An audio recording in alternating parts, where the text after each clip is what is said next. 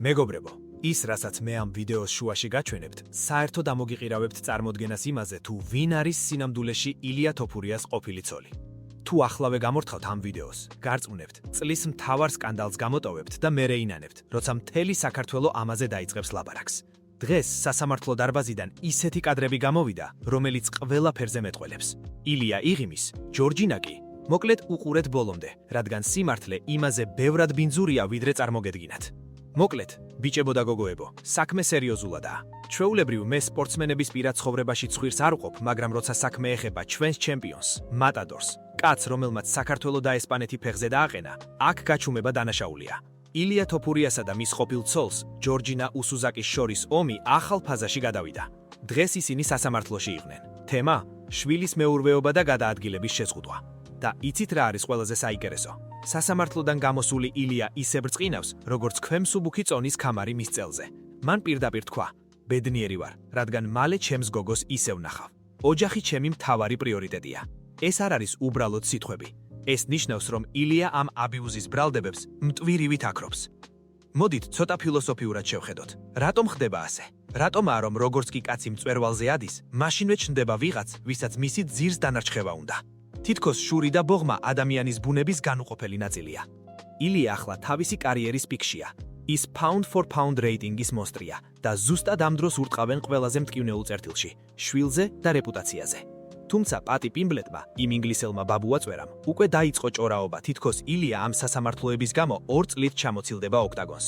ამბობს ქამარი დათდომს და სხვებმა ვიჩხუბოთო. პატი ძმაო, ოცნებას კაცი არ მოკლავს, მაგრამ დღევანდელი ამბების მერე მგონია, რომ ილია იმაზე ადრე დაბრუნდება, ვიდრე შენს თმას დაივარცხნი. ნახეთ კადრები. ილია გამოდის ამაყი, თავაწეული, ნამდვილი ქართველი ვაშკაცივით. ჯორჯინა კი, ისეთი სახი აქვს, თითქოს 5 კილო ლიმონი ერთად შეჭამაო. გაცეცებულია. რატომ? იმიტომ, რომ როგორც ჩანს, მისი გეგმა ილიას ფული და ქონება გამოსძალოს, ნელ-ნელა ინგრევა. ქალმა დააბრალა ძალადობა, მერე კი მოითხოვა ბავშვის მაიამიში წაყვანა. დაფიქრდით, თუ კაცი მოძალადია, შენ ქვეყნიდან გარბი ხარ და შერიგებას კი არა, ფულს და შორს წასვლას ითხოვ. ეს უფრო შანტაჟს გავს, ვიდრე სამართლიანობის ძიებას. ესპანეთში ხალხი ამბობს, რომ ჯორჯინას უბრალოდ სხვა ილიას პოვნა უნდა ამერიკაში და ჩვენს ჩემპიონს ბავშვს მძევლად უტოვებს, რომ მთელი ცხოვრება წოვოს ფული. განა არ არის ყველაზე დიდი ბოროტება, როცა შვილს იარაღად იყენებ კაცის წინააღმდეგ. აი ჩემი დასკვნა და სიმართლე გითხრათ, შეიძლება ბევრს არ მოგეწონოთ. მე აზრით ამ ისტორიაში ილია საერთოდ არაფერ შუაშია და ეს ქალი უბრალოდ ტიპური ოქროს მაძიებელია, რომელმაც ვერ აიტანა, რომ ილიამ მისი კონტროლი შეწყვიტა. საერთოდ მიმაჩნია, რომ ქალს, რომელიც კაცს ცრობრალდებას უყენებს რეპუტაციის გასანადგურებლად, ციხეში უფრო დიდი ხნის უნდა სვამდნენ, ვიდრე ნამდვილ დანაშაულებს.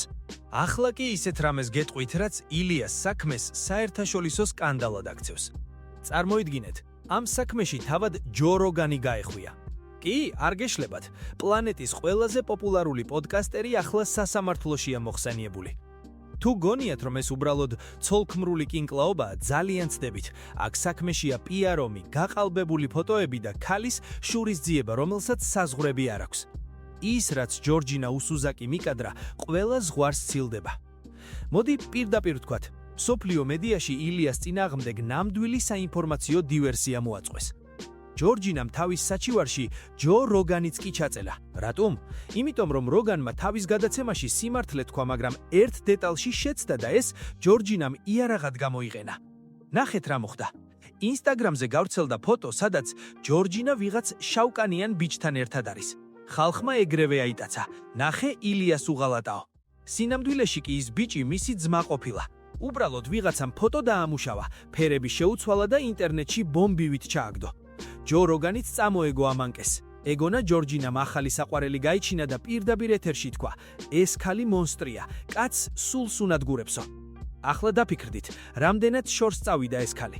მან როგანის ეს სიტყვებიც კი ილიას წინააღმდეგ გამოიყენა, ვითომ ილია მის წინააღმდეგ ჰეიცა ორგანიზებს.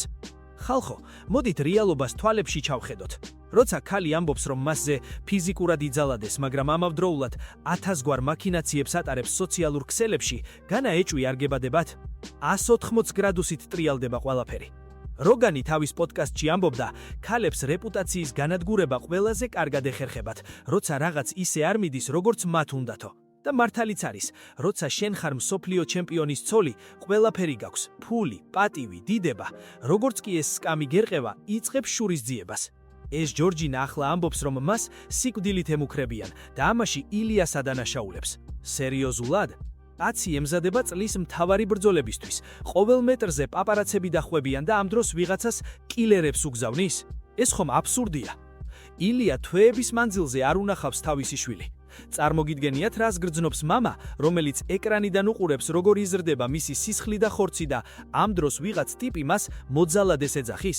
ჩემი აზრით, ეს უფრო დიდი ძალადობაა კაცზე, ვიდრე ნებისმიერი ფიზიკური შეხება. ჩვენს მენტალიტეტში ოჯახი წმინდაა. თუ კაცმა ხელი აწია ქალზე, ეს დაზგმობია. მაგრამ თუ ქალი კაცს შვილს არ ახვედრებს და ციხით ემუქრება მხოლოდ იმიტომ, რომ მეტი ფული გამოსწყულოს, ეს რა არის? ეს არის თანამედროვეობის ყველაზე დიდი სენი.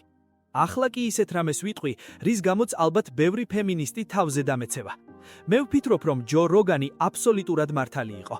ქალები ხშირად იყენებენ თავიანთ სუსტ სქესს, როგორც ფარს, რათაც ძლიერი კაცები განადგურებონ.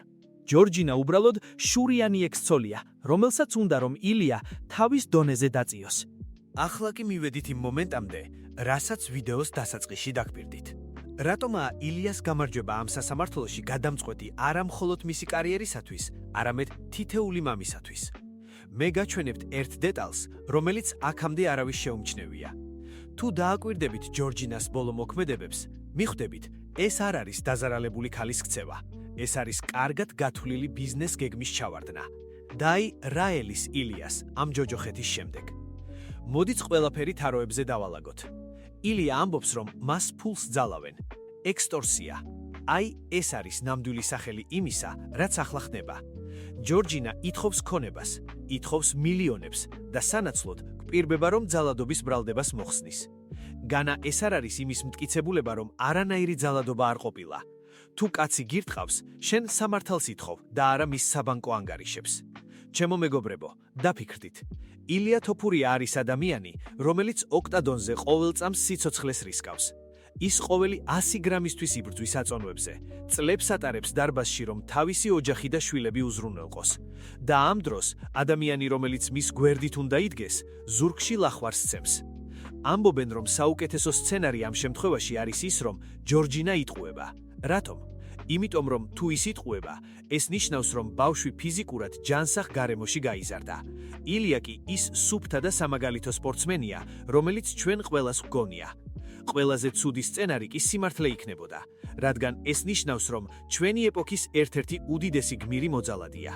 მაგრამ დღევანდელი ილიას ღიმილი და მისი შიმშვიდე მეუბნება, რომ სიმართლე მის მხარესაა.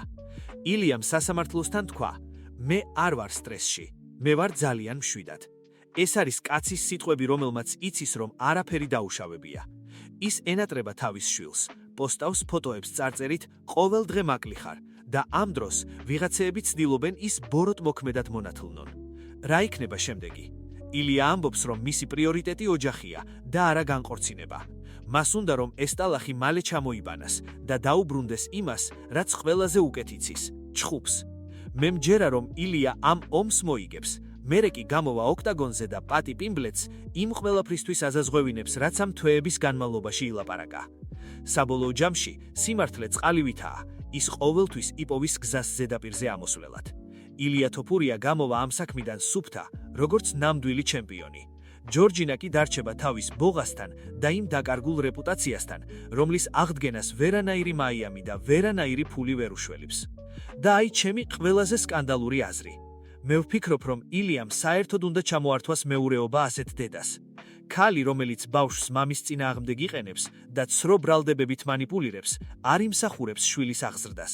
ბავშვი უნდა იზრდებოდეს იქ, სადაც ღირსება და სიმართლე ფასდება და არა იქ, სადაც მხოლოდ სხვის ჯიბის დაცარიელებაზე ფიქრობენ.